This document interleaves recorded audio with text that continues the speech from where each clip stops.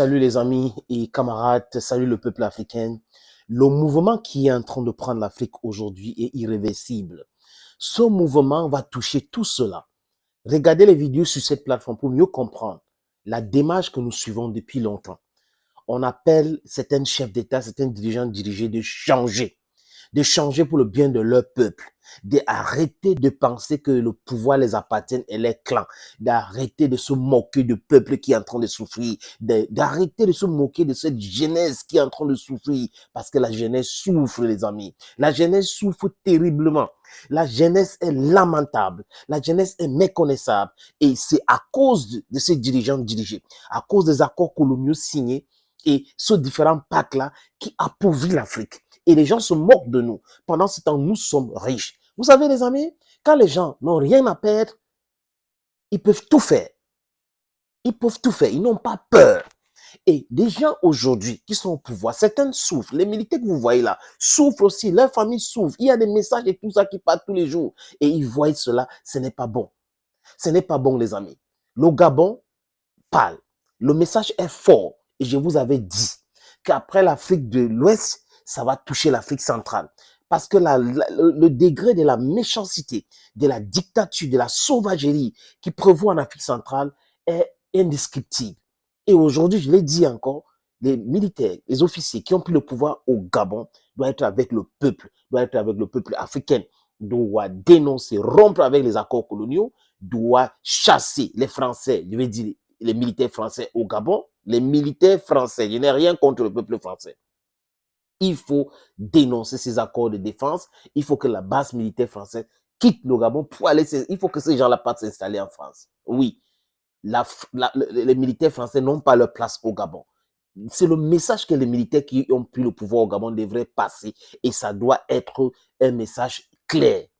Un message clair de la CNRSI. Je crois que c'est ce comité-là qu'ils ont créé. C'est de ça qu'il s'agit, les amis. Maintenant, les amis, les nouvelles ne sont plus bonnes. Oui, les nouvelles ne sont plus bonnes pour la famille Bongo. 53 ans au pouvoir, le père, le fils, et on était en train de préparer Nodine Bongo. Il y a des élections, simulacres des élections, résultats, il gagne à 64,50% ou 5%, et M. Abel Ossa, 30%. Et j'avais fait une vidéo, encore là, sur cette plateforme, les amis. À l'époque, on parlait de l'audio, à la fin de ces audios. J'ai dit, je ne faisais pas confiance à l'opposition gabonaise, qui est inféodée par Alassane Dramane Ouattara et Macron. Et que je ne faisais pas confiance à Ali Bongo Ondimba parce qu'il n'avait plus ses capacités, un. Et de deux, il a retourné sa veste pour commencer à travailler avec la France. Et cette France-là est ingrate. C'est une vérité. Et les mamans ont marché. Il faut faire très attention. Les messages sont clairs. Les mamans ont marché pour dénoncer le Parti démocratique gabonais. Comment comprendre quelqu'un qui n'a pas toutes ses capacités, qui est malade, au lieu d'aller se soigner, veut toujours rester au pouvoir. On le pousse à toujours rester au pouvoir. C'est cette cupidité-là. Cette cupidité qui fait en sorte que le pays dégringole, nos pays sont en train de souffrir. On voit les malades, on voit les gérontocrates, on voit des séniles, on voit, ils restent au pouvoir. Les enfants sont mieux lotis, leur clan mieux loti, on les protège, ils narguent le peuple. Je dis encore, les amis, les nouvelles ne sont plus bonnes du côté du Gabon. J'ai une source qui m'a annoncé que Ali Bongo Ondimba serait déjà mort. Je dis au conditionnel. La source au Gabon me dit encore que Ali Bongo Ondimba serait mort. Et qu'est-ce qui se passe-t-il? Il m'explique que il se pourrait que quand les militaires ont voulu arrêter Ali Bongo Ondimba ni Alain Bena, il a piqué une crise. Et cette crise cardiaque a mis un thème à sa vie.